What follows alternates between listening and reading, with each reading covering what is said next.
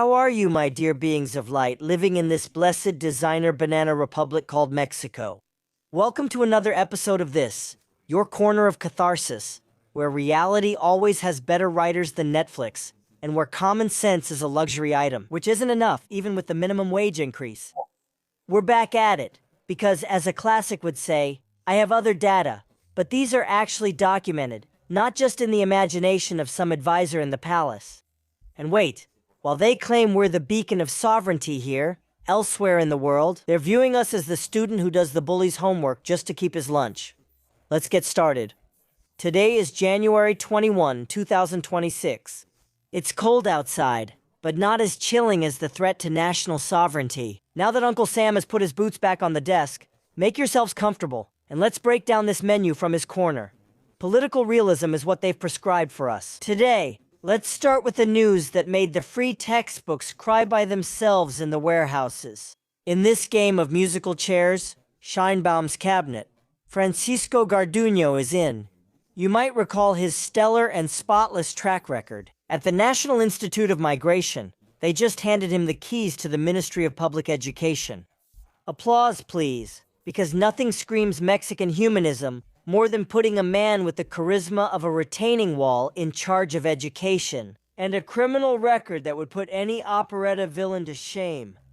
For those with short-term memory, the kind favored by the government, remember Mr. Garduño was under scrutiny for the Ciudad Juarez detention center tragedy. Yes, that tragic episode where, on the night of March 27, 2023, 40 migrants from Guatemala, Venezuela, Colombia, Honduras, and El Salvador died from smoke inhalation caused by a fire.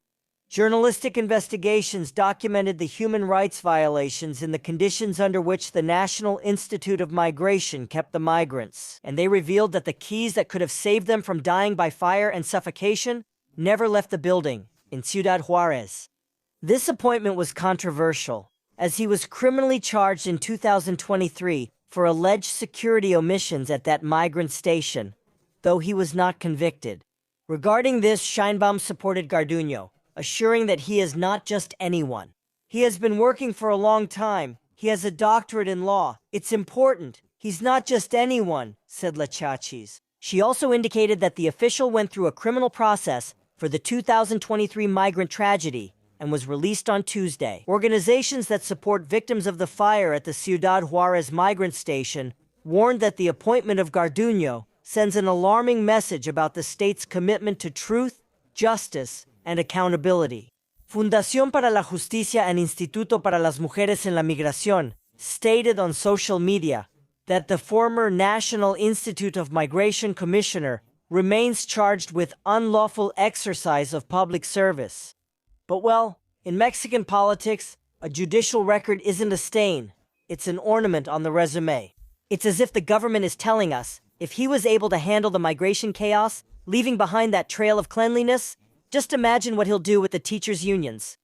What's next? Putting a cat in charge of a fish tank? Or hiring a wolf to teach nutrition to the three little pigs? The logic is flawless. If the education system is in crisis, let's bring in someone who's an expert at managing crises, or at ignoring them until they disappear. Get ready, parents. Things are improving. Upcoming field trips will teach kids to jump fences or apply for humanitarian visas, even during recess. Meritocracy at its finest. And while at the CEP they're getting ready for the Garduño style, at today's morning press conference we witnessed a moment of generosity that not even Mother Teresa of Calcutta could match. Showing impressive logistics, the federal government announced the mass extradition of 37 criminal targets to the United States. An anniversary gift for Trump. 37 criminals with a bow and a card. What a fortunate coincidence. Just yesterday, Donald Trump marked 1 year since his return to the White House. Congratulations, Donald. Here's your cake. And instead of candles, we're sending you 36 violence generators with a one-way ticket. Isn't it interesting how the discourse shifts? We went from, they won't force their agenda on us to, how many more do you want, boss? Should we send them by FedEx or on an Air Force plane? This handover is like giving flowers to your partner after a divorce threat, or a 25% tariff threat, which is much the same. The official narrative says it's international cooperation, But common sense says it's the fear that the blonde guy from Queens will keep his promises. In his own words, they are the ones who really govern Mexico. To ease tensions, the Prezi girl got generous and released some prisoners. It's a master strategy. You take your small-time criminals, we'll keep the narco-politicians from Morena. Everybody wins, right? Let's see how long they pretend to be clueless, since the rope can't stretch any further.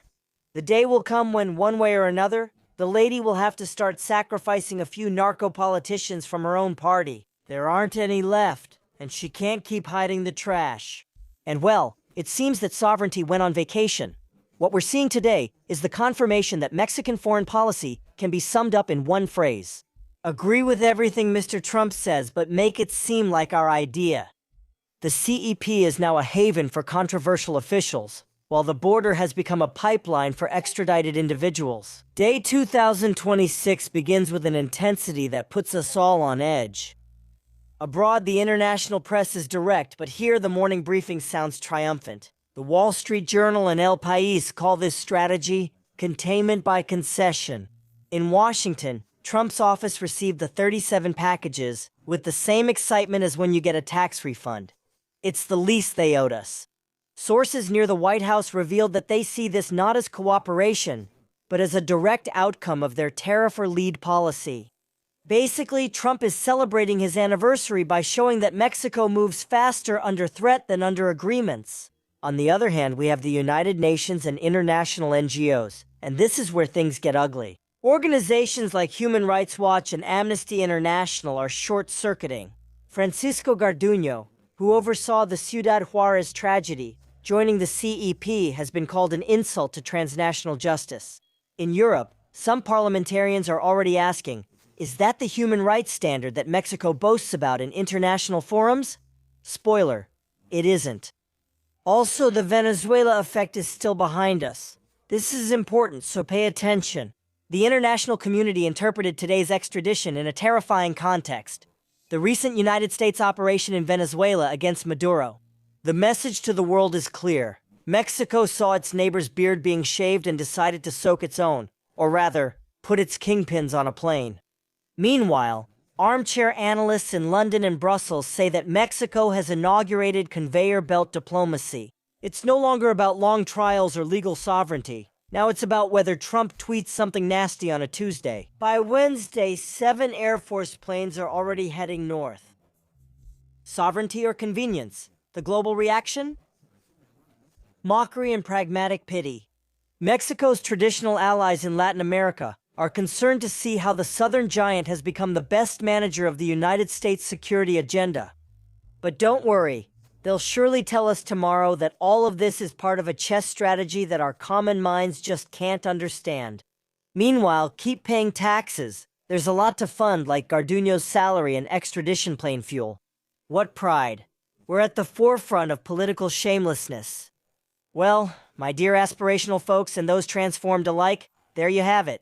Surrealism isn't dead, it just changed offices. That's the situation. They're deceiving us while the world watches closely. And not exactly to admire the scenery, but to see how far we're willing to bend the knee. I'm leaving before they want to extradite me too for excessive sarcasm. Or before Garduño makes me repeat the spring semester for not understanding his teaching vision. I'm your kamikaze communicator, reminding you that in this country, only our government's talent for unpleasant surprises never loses value. Take care, read the fine print in the statements, and remember in politics, if it looks like surrender and smells like surrender, it's probably a strategic sovereign collaboration. See you next time, unless censorship or reality catches up with us first. I'll see you in the comments. See you on Friday. Donate via PayPal using the information in the comments. Your support keeps this channel active. It's very important to subscribe, like, and press the bell to receive notifications whenever there's new content. Thank you.